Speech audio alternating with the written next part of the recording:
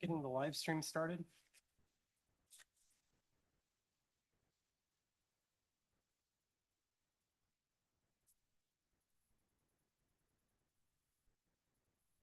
Are we good to go? We are live. We're good to go. Okay. I will call the June 2nd Finance and Personnel Committee meeting to order. It's 6 o'clock. Could we have a roll call, please? I guess Alder Madden, Present. Alder Baines, Present. Alder Crow, Here. all members present. All right. First up are the minutes from our May 19th meeting. Any corrections or questions on those? Seeing none, then we'll accept them as submitted. Audit of the bills. Is there anything in addition? No additions tonight. Is there a motion to accept? This is Madden. I'll make that motion. This is Crow, I'll second. Any discussion on them, questions? All those in favor say aye. Aye. Aye. Any opposed? Motion passes. We'll start off with a presentation on the city's 2025 Annual Comprehensive Financial Report. Yeah, and we do have John Rader from the audit team who's here to give that presentation. And your packet was updated this morning with the final annual comprehensive financial report document that looks like this. You also have a hard copy that was in your box, as well as the reporting and insights on the audit, communication from the auditors, and the financial highlights that John will be going over. All right, welcome and thank you. Yep, thanks for having me. Thank you, Bill, for the introduction. I'm going to spend most of my time on the financial highlights, as Bill mentioned, which are similar to what we've used in the past. And so you're going to share those. Thank you very much. Appreciate that. But before I do it, just a couple quick administrative items, and I will try to be quick because I know you have a full agenda this evening. As far as where we're at, we just issued finals yesterday, and I see some of you, maybe all of you, have copies in front of you. This is one of the earliest full annual comprehensive financial reports that our firm issues. And so a lot of that credit goes to Bill and Diego for the hard efforts that they put into preparing for the audit, that we can get it out this timely. Next up, I believe Bill is probably in the process of, I assume you didn't do it today, submitting to the GFOA for what will hopefully be your 8th consecutive year, or I should say our 8th consecutive year of the city of Middleton achieving this pretty prestigious award. It's a massive checklist that they go through. There's some volunteers that look at it, as well as people at their headquarters in Chicago, comparing it to make sure it has all the required elements. And they always have a couple of suggestions each year, but Middleton's got a pretty short list of things that we address each year. So Bill will be going through that, and we'll find out in several months whether or not you get that award once again. The audit went very well, and I sound like a broken record when I come up here each year to say that, but I never take it for granted because we encounter all kinds of different situations, and Bill and Diego and everybody else that's involved really does a great job of pulling the many, many items, not only my team, which audits the TIFs and the general fund, but also the utility team. You get a double dose of auditors coming at you.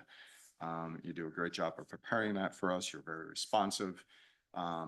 And you also have accurate records, which is not only good for your financial statements as part of the audit, but it's good for you during budget time and trying to make some pretty big decisions here at the city.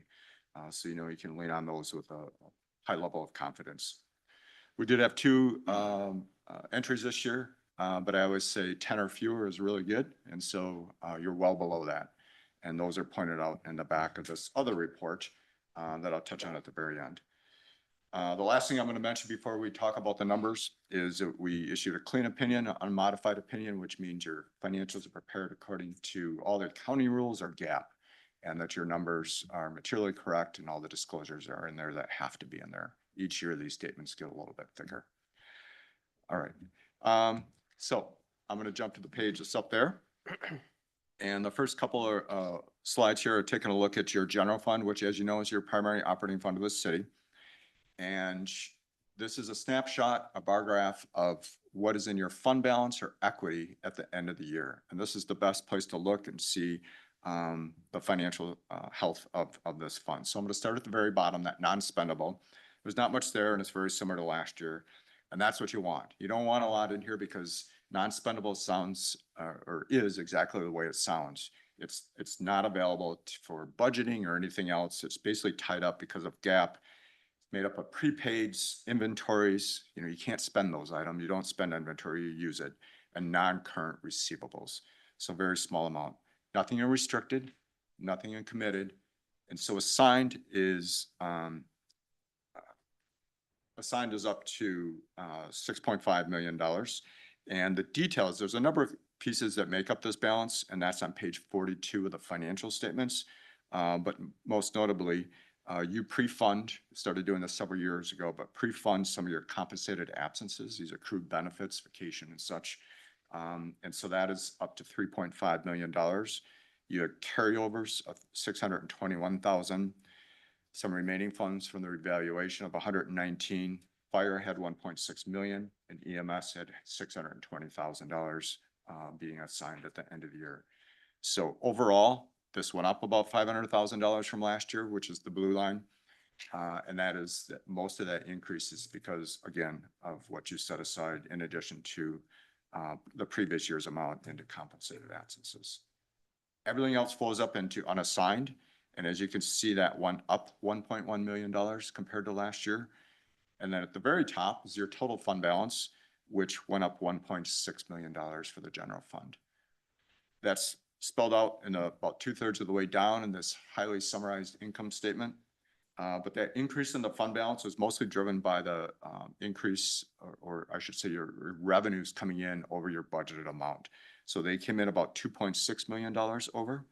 And that is in large part due to permit revenues coming in over, ambulance fees, rec fees.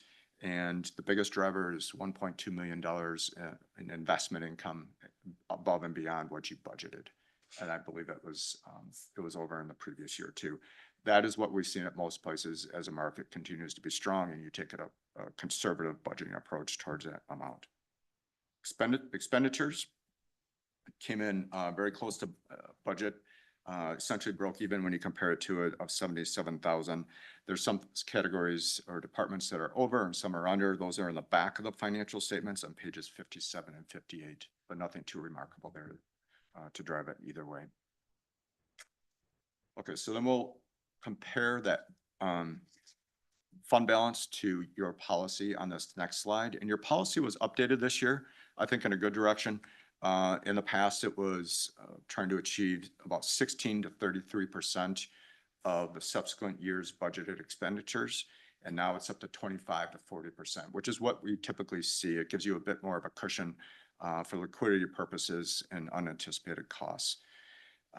So it's calculated out here. You can see your unassigned is at $9 million, like we just mentioned. Your 2026 budgeted expenditures are $27 million. So that calculates out to 33.2%. So this graph here, the red line is where you've been for the last 5 years. The black is the maximum according to your revised policy. The light blue at 25% is the minimum.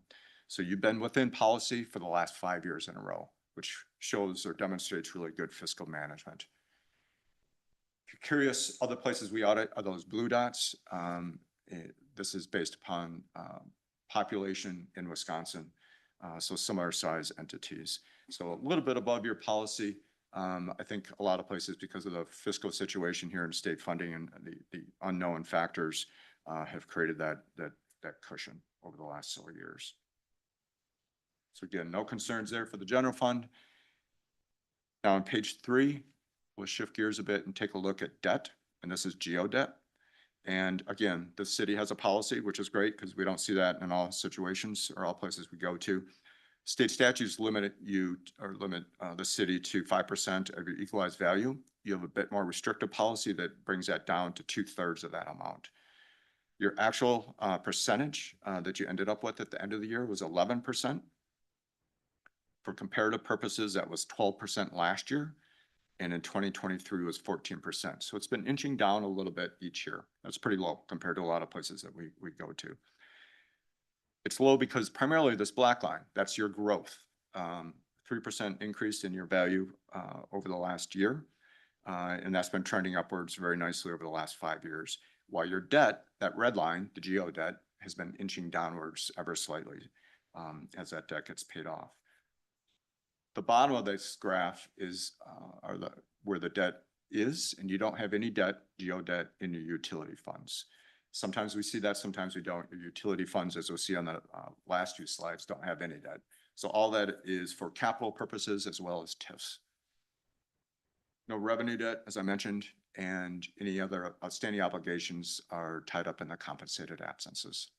Those accrued benefits. And then on the next page, 4, this is what you pay in debt service. And so that's at 17.6% when you compare it to other non-capital governmental expenditures. And again, we pull capital out to try to get apples to apples each year. Pretty consistent from year to year, 16 to 17%. We always recommend trying to keep that under 20%, just like you and I. You don't want to have a high debt load compared to the rest of your expenditures. And other places we audit are hovering just above where Middleton is with those black dots, again, based on population. Okay. Page 5. So this is the water utility, and the utility team shared some notes with me. The water utility is obviously the one that's regulated by the PSC, and so you have an authorized return of 4.9%. It's been under that for the last couple of years, so it's not, the authorized rate is really a target rate, and expenses and other things will have a big impact on this. Your actual rate of return this year was 2.1, which is down a bit from the previous year. And this graph right below there explains why. You can see the revenues, which are the darker blue line on top, actually had a slight decrease. But overall, I would say pretty consistent. There was a rate change, but it wasn't effective until December 15th of this year of 2025. So you didn't see much of an impact with that. You will next year. I would anticipate that that line will inch up a bit. But expenses, on the other hand, are up 8.3%, which is what we've seen at a lot of utilities. It's just the increase in cost of everything involved with running those capital intensive types of funds. So as expenses go up, revenues remain flat, your actual rate of return begins to creep downwards. But again, that should be addressed with the rate increase next year. Another metric to take a look at the financial health of this fund is the unrestricted reserves. So this is really cash. So it's taking a look at the amount of unrestricted cash, and all the cash for the water utility is unrestricted because there's no covenants or anything from revenue bonds tying them up. So that $4.9 million should equate to the cash on the balance sheet. And then this calculates out to the number of months on hand for the expenditures. We always recommend 3 months at a minimum, and then anywhere from another 3 to 12 months for unanticipated capital needs. So you're at 19 and have been right at that number for the last couple of years. So this fund is in good financial shape. Another metric that we usually point out at the bottom here is the investment in capital. It's again, it's a calculated amount, but it shows what this, again, capital intensive fund, the plant, how much of it has been financed through earnings versus debt. And since you don't have any debt, it's all through earnings. So there's not much to show here, which is good news. And then lastly, the sewer utility. Some similar graphs in front of you. You can see again, the dark blue line are the revenues.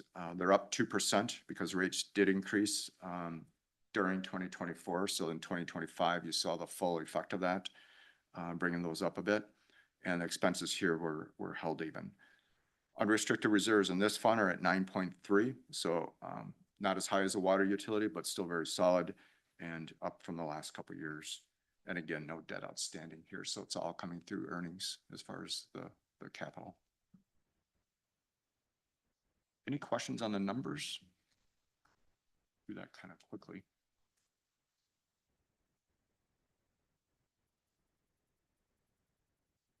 The other report that we issued that I believe you all have a copy of too, it's this reporting and insights. A lot of required things in here. There's what are our responsibilities as your auditor? Sometimes there's a misunderstanding, so we try to spell that out. What are the areas we focus on during the audit? the risks that we have to consider, and then there's 4 or 5 pages of required communications, such as were there any disagreements with management? Do we encounter any fraud? Were there consultations with other firms, things of this nature, and there's nothing like that in this report. The only internal control matter that we have in here is the fact that we prepare the financial statements for the city of Middleton, just like we do for almost all of our clients. There's so much that goes into this that we get hired as a service. The great thing with Middleton, though, is couple of things is one, you only have a couple entries, like I said. But the other thing is Bill's, he does a great job of reviewing the statements. Instead of just giving a, rubber stamp, he asks questions, he looks at things, he can pick up on things when they don't look correct, which is what we want, since we like that assurance if we're doing the preparation ourselves. So, any questions on that report?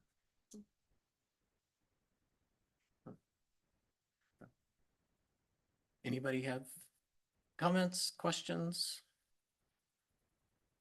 Having been on council for the last few years, I do appreciate Bill's and Diego's work on financial stuff. I recognize that too. So thank you.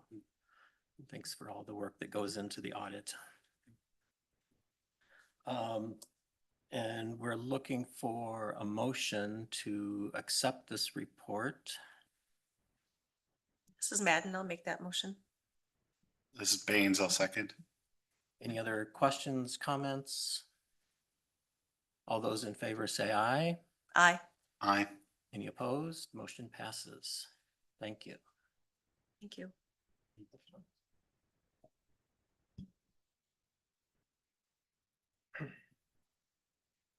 Next up, we have some resolutions. First one is Resolution 2026-19, amending the 2026 budget for the Affordable Housing Fund. This is Madden. I'll move approval of Resolution 2026-19, amending the 2026 budget for the Affordable Housing Fund. This is Baines, I'll second. Motion and a second to approve this. Questions on it? Do we need any explanation? You guys okay with? Yeah, this is pretty much within the confines of what we had discussed as a council, so I'm comfortable moving forward. Then all those in favor say aye. Aye. Any opposed? Motion passes. Next up is Resolution 2026-20, amending the 2026 budget for the Pleasant View Golf Course fencing project. This is Madden. I'll move approval of Resolution 2026-20, amending the 2026 budget for the Pleasant View Golf Course fencing project. This is Baines, I'll second. Any questions on this one? No, this is all coming out of their reserve fund. Is that correct? I believe so. Yeah, that Yeah. is correct. So Okay. it's their portion of their fund balance, which is designated for a capital reserve. It just needs a budget amendment to have the spending authority to use that fund. Got it. Oh, perfect. Thank you. Any other questions? All those in favor say aye. Aye. Any opposed? Motion passes unanimously. Then Resolution 2026-21, amending the 2026 budget for water and sewer utility compensation adjustments. This is Madden. I move approval of the Resolution 2026-21, amending the 2026 budget for water and sewer utility compensation adjustments. This is Baines, I'll second. Motion and a second to approve Resolution 2026-21. Any discussion, any explanation? Mayor Heniro? Sure. I just had one question, and it's on page 196 of the packet. And the wording is just a little different. In the first whereas, I'm sorry, now it's the second whereas, 5% increase for field employees holding a waterworks operator distribution and groundwater certification.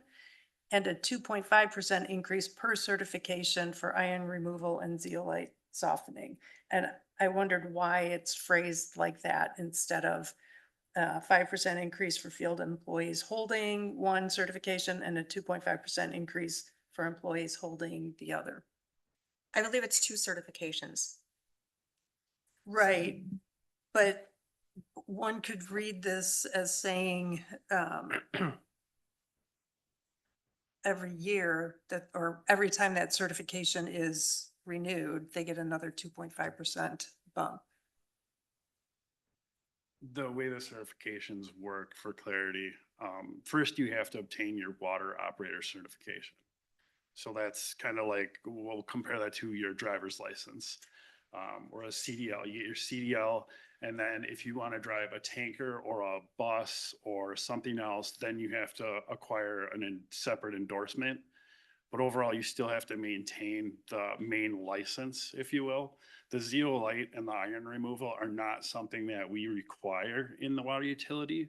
That's obviously an added bonus for our guys that want to learn that stuff, because we do have iron removal in our system and some softening things, which we're learning about right now with all the salt that's in the water that MMSD is trying to remove. But basically, the zeolite and the iron removal are endorsements of the main operator certification that the employee holds. If that clears that up at all. And I can help clarify the wording in the resolution, and if it's awkwardly worded, I apologize for that as I was trying to put this into resolution format, but the intent is when someone obtains the water operator certification, they would get a 5% bump. The expectation is that's a one-time bump. When you get the certification, they'd be required to continue to maintain that.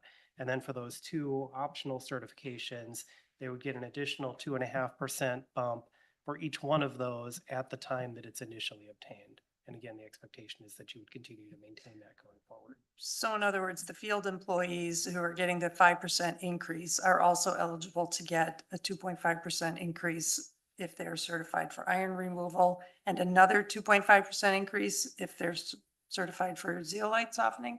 Correct. I think it could be worded a little more clearly, but I don't have any objections. I just wanted to make sure I understood why the wording was different. And No, understandable. Yeah. Makes sense. I guess question is, do we need to kind of amend that wording at all? I'm not sure what the best way would be. I'm not sure that the recital control over, the recital, as I understand this, is reciting what the approved option D was, in which case we've got. I mean, what's actually controlling the distribution of, I mean, we have the resolution's approving the amendment to the budget. But what is actually controlling how this gets paid out, I'm assuming, is the option D approved by the Public Works Committee. Which I hope that's clearer than, that's clearer than what is written here, but I don't see this whereas as being the controlling Okay. document. that's good. Yeah, in the memo, option D does describe it better. Because it specifically says each for iron and zeolite, which is, I think this is clear enough that Okay. what we're approving is what is option C, so. Okay, Okay. thank you. Any other questions or discussion on this? All those in favor say aye. Aye. Any opposed? Motion passes. Thank you. And then resolution 2026-22, accepting bequests from Lucille Taylor and her estate. I'll make the motion to accept this, basically to authorize the city administrator and finance director to execute documents for the bequests from the estate. Ms. Madden, will second. Any questions on this one? All right, all those in favor say aye. Aye. Any opposed? Motion passes. Agreements and contracts. First one up is the city developer agreement for Red Tail Ridge Phase 3.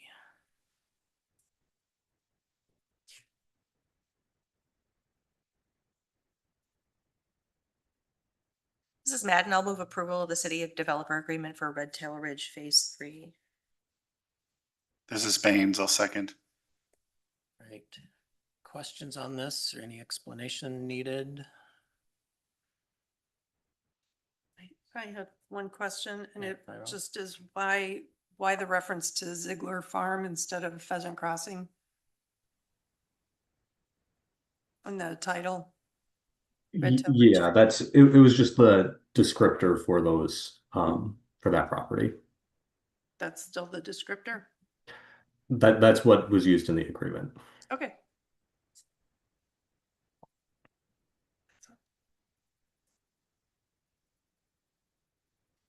Any other questions about this? All those in favor of the agreement, say aye. Aye. Any opposed? Motion passes. Next is an agreement with Visu Sewer. Not sure how to pronounce that. I think that's correct. Yeah. Visu Sewer. Okay. For a sewer line that needed work over by Middleton Springs, I believe. Mhm. This is Madden. On behalf of Public Works, I'll move approval of the agreement with Visu Sewer LLC for sanitary sewer rehabilitation in an amount not to exceed $35,700. This is Baines. I'll second. Any questions on this? Mayor Hanairo, you have a question? Sorry, I have one. So Middleton Springs Drive was reconstructed in 2023, correct? That is correct. I'm just wondering, is this somehow related to that construction? Is the contractor liable in any way? Unfortunately, where this is, this portion of sewer is directly behind Ace Hardware and the subway. So that was basically before the roadway of Sure. where you, yeah. Okay, just thought I'd ask. Yeah, no, we couldn't get that lucky. We never do. True. You never do. That's it. Any other questions, discussion? All those in favor of the agreement with Visu Sewer for sanitary sewer rehabilitation in an amount not to exceed $35,700, say aye. Aye. Aye. Any opposed? Motion passes. And then, approval of a quote from Century Fence in the amount of $28,600 for fencing at Pleasant View Golf Course. So this kind of goes with the budget amendment that we did. Is there a motion for Yeah, this one? I move approval of the quote from Century Fence in the amount of $28,600 for fencing at Pleasant View Golf Course. This is Baines. I'll second. All right, any discussion on this one? All right, all those in favor say aye. Aye. Aye. Any opposed? Motion passes. All right. Review and recommendation on the revised personnel ordinances, 27.165 and 27.20. Mrs. Madden, I move approval for the recommendation of the revised personnel ordinances 27.16 and 27.20. This is Baines. I'll second. Been a motion and a second to approve these changes, to amend. And again, it's basically changing maternity leave to parental leave, Right. as well as the longevity issue that we had I think we had talked about at our last meeting. Yeah, that was my only question, was this related to that same opt-out, or is it a separate longevity plan? It seems like it should be Radke's available the online. same. So it's separate from the longevity plan. It was just when we were reviewing the ordinance, I saw all the maternity language in there. And we had changed both collective bargaining units to say parental leave, so it's inclusive of all parents. So I asked if we could also make that change since we were doing this one. Okay, that seems reasonable. Any other questions? All those in favor to amend the provisions relating to longevity pay and leave in personnel ordinance, say aye. I, Any opposed? Motion passes. And next we have up a discussion on updates to the city's purchasing policy guidelines. Bill, do you want to take us through?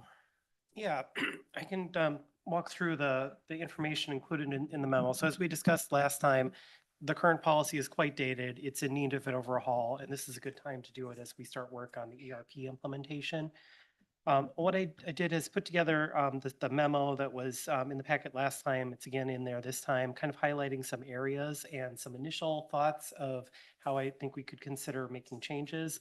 I thought I could just kind of walk through those and my rationale. And then what I'm really looking for is feedback from the committee that then we could use to go back and actually draft a rewrite of the policy, get feedback from other staff, and then bring it back before you and the council for consideration.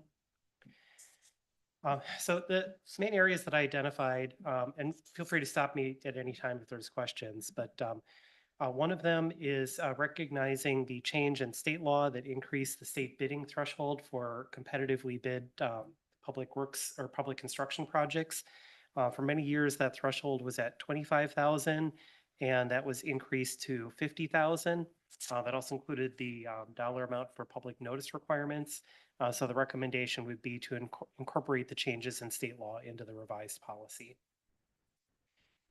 Also related to thresholds, our policy currently has identified different levels where below certain levels, verbal quotes are required.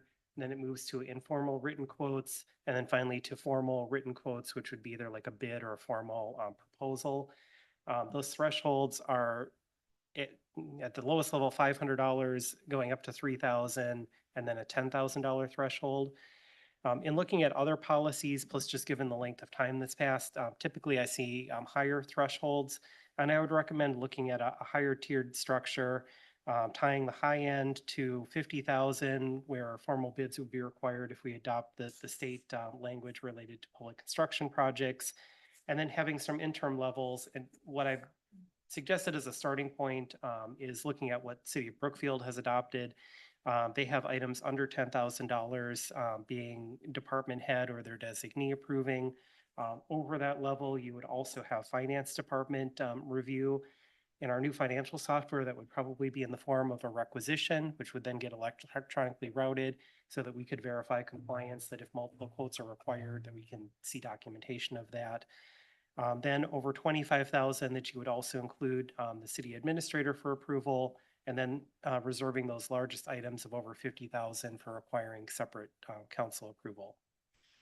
Certainly open for discussion, but I think that moving the thresholds up would ensure that only the higher dollar items are taking up room on finance and council agendas, but we could still make sure that we have an internal process to make sure we're documenting proper purchasing procedures. The next section, somewhat related to that, with use of purchase orders. Right now, purchase orders are only used in limited cases in the city. It's primarily used by Public Works Department, to some extent Parks Department, and is used for vehicle purchases. With the new financial software system, it'd be a lot easier to use requisition and purchase orders for other items, just to document compliance and history with purchases. So that's something that we would like to look at, potentially having a threshold of, say, $5,000, that over that amount for physical items, we would require a purchase order, but we could tie that to that approval process. So it could just be routed electronically, have the department head sign off, have finance or the administrator sign off if needed based on the threshold, and then we'd have all that documented within the system. There also should be some advantages to the system, that whereas right now purchase orders, because they're done completely separate from the system, you're kind of doing double entry, that you're entering it in and basically creating a PDF that then gets routed around for signatures, and you're putting the invoices into the system. With the new system, if you go through a requisition, then all of that information is entered once, it's captured, it routes through electronically, and then finally generates the invoice and the final document in the system. So definitely some efficiencies we can take advantage of, and this would be a good time to look at rolling that out. Is it, question on Yeah. that, is there a way within the system that you could kind of, I guess, seeing different departments ordering the same thing, is that something that could be kind of consolidated in some way? Yeah, I think it Under- would under be a purchase lot- orders or a way of comparing? Yeah, I think it would be a lot easier to see that, to run reports on that within the system of having everything stored within the system and tracked within the system. There's also more e-procurement tools available where you can have, for certain vendors, you can actually have within the system that, like for office supplies might be an example, something that's purchased frequently, that we can have a link to a vendor that is part of our preferred pricing or cooperative purchasing thing. So you can actually go into the system, it takes you over to the vendor site, you build your cart, and then it comes over and populates your invoice within the financial software. So there's definitely tools like that that we will be looking at as we implement the purchasing portion of the system. The next section that I would suggest expanding in a rewrite of the policy is on that topic of cooperative purchasing arrangements and agreements. So our currently policy states that purchases can be made off of approved state and county bid lists that have met competitive purchasing requirements. And state of Wisconsin certainly is an option, but there are other governmental purchasing cooperatives out there, some available through the National Association of State Procurement Offices, or NASPO. Another one that we've been using within the city is Sourcewell, which actually was created as a cooperative service district in the city of Minnesota, but they are available in other states as well. And there's different ways like this where consortiums or states have gone through a competitive process, and then they give options for local governments to join in and purchase based on the same terms and pricing that have already been negotiated. So I'd like to make sure that our language is updated to give us full flexibility to take advantage of those, and also that is something that would be encouraged for departments. And I think some opportunities here where, maybe one department is using this one, and making sure that we make sure other departments are aware of that pricing that's available, to your earlier point, that we can share that information across departments. I did put a couple examples here of items that we are currently doing through some type of cooperative purchasing. So things like vehicle purchases, copiers that we've purchased at state contract pricing and terms, using Sourcewell. I know Parks and Rec is looking at Sourcewell right now as they're looking at vendors for playground equipment. Our purchasing card program for using credit cards is actually offered through the state of Wisconsin and a NASPO cooperative purchasing agreement. So I think this is less of a policy change, but more I would try to build in language encouraging this and just making sure that it's fully fleshed out, that all of these are available as options for our staff. And then a couple things that aren't really addressed in policy that I think could be spelled out is the area about exceptions and emergency purchases, including some definition of when an emergency is declared, allowing for sole source purchasing under certain conditions, describing surplus policy and what process we would go through for declaring an item surplus and disposing of it, and then language about our purchasing card program. So if there are other areas that the committee would like us to include in the policy, or if we have any feedback in any of these areas, at this point, just kind of looking for direction, and then we'll work on putting a draft together. Alder Madden? Yeah, I'm glad to see that there's cooperative purchasing Mhm. policies. I know that in my business, we use that pretty frequently, and it's been a nice savings. These numbers with the recommendation for the caps came from the city of Brookfield. Are they comparable size-wise to us? They're a little bit bigger. Okay, that's kind of what I thought, but Yeah, I don't remember what their exact population is. I know they're under 50,000, but I okay. want to say they might be in the 30 or 40,000 range. And all these caps still have to fit within the capital budget. Right, and Right. yeah, all of this assumes that an item needs to be budgeted. It's Okay. just, if something is budgeted, what are the thresholds? And yeah, part of that is just making sure that we can ensure compliance, that if it is something where because of the threshold, we should be getting multiple quotes, that we can verify that that was done and we have documentation that it was done. Great. Thank you. Any other questions? Mayor Nyro? I have a question about cooperative purchasing too. I'm glad to see that in here. And I'm wondering, when we buy vehicles that have been approved in the budget, does that go out for competitive bidding? I know we buy a lot of Fords, and it seems like not a best practice to have an informal policy of always buying Fords or when Ford having the preference. And I really don't know who the vendor is. Do we put out a request for bids from multiple Ford dealerships, or do we have an informal partnership with one? Yeah, I'd have to look at individual vehicle purchases. I think in some cases there are Fords that are available on a state purchasing contract, so they have a state price and then we're able to purchase it for that same price. And I think in those cases, we would go to one of the vendors that would offer that state purchase price. I think in some cases, there have been vehicles where if it's not on a state purchase, that if there are multiple vendors that, like multiple dealers that can provide that vehicle, that we will get quotes from the different vendors. And then some items, if, like the heavy equipment is more specialized where there is one vendor that provides that equipment for our region. But I would like to spell that out a little bit more in the policy. And I think part of having that purchase order and the thresholds level would be that if there is something where it's not a state purchase contract, that we are getting that documentation, that we look at multiple different options and why that vendor was selected for that purchase. I think that's a great idea. Thanks. Anything else? Just as you think about stuff, get back to Bill as to any questions that you have or Yeah, we'll do. ideas that you might have. Did you need anything else from us at this point? No, just was looking for any questions or feedback at this point. Right, and our last item is our budget development calendar. Yeah, we put this together around this time of year each year.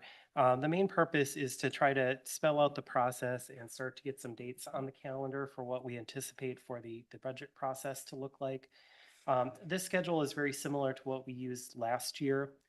The dates that we're proposing are trying to follow our existing meeting schedule as much as possible. So the first thing coming up would be a budget kickoff that we would anticipate doing in conjunction with the July 7th budget, or our Finance and Personnel Committee. We will have dates when we send out forms and instructions to departments. Generally, department budgets are due back to administration and finance by mid-August. That allows about a month of time for mayor, the administration, and finance to review the department requests and work on putting together a proposed budget. Our target in this calendar would be to have the proposed budget book available for the council around September 18th. The one additional meeting that we are proposing is looking at the 5th Tuesday of September, the 29th, for a Finance and Personnel Committee meeting that would be dedicated as a budget work session. That's typically the meeting where we bring in different departments and give them each a brief amount of time to hit the highlights of their budget and answer any questions. We would then anticipate that the 2 meetings in October, we would try to focus as much as possible of the Finance and Personnel Committee time to be available for budget discussions and deliberations. In the middle of October, we'd be setting a public hearing date for the budget, And then at the 2 regular council meetings in November, we could hold the budget public hearing, have deliberations, and be looking for council adoption of the budget on November 15th. That does place one of those council meeting nights on the first Tuesday of November, which is election night. But again, when trying to put this together, we tried to follow the regular schedule to avoid additional meetings, but if there's any feedback, conflicts, or questions, want to address those, and we can get that discussion started.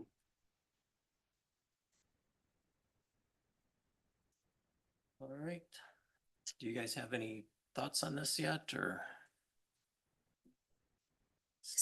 Still trying to figure out what I'm doing next week. No, that all falls in line with what I kind of remember from years past. I guess my only question is regarding the November 3rd election. City Hall is still being used as a polling place at that point? Is that accurate or No, no? we would not. So we do the Okay, good. early voting at City Hall, but on Yep. election night, that's done at different polling places. So this room would be available. Okay, People show up here wanting to vote on, but yeah, but there's actually no polling going on. right. I think And, they get confused with. and so as to not get into a deep discussion about it tonight, we can add that as a future discussion item for the council as to whether or not they want to keep or move that date. Or move that date, sure. All right. And then last thing, are there any future agenda items that you guys want addressed? I have none. We will be getting into budget. Yeah. It's gonna be Sooner a lot than of we our know. stuff coming up, so. With that, then we are adjourned at 6:46. Thank you. Thank you.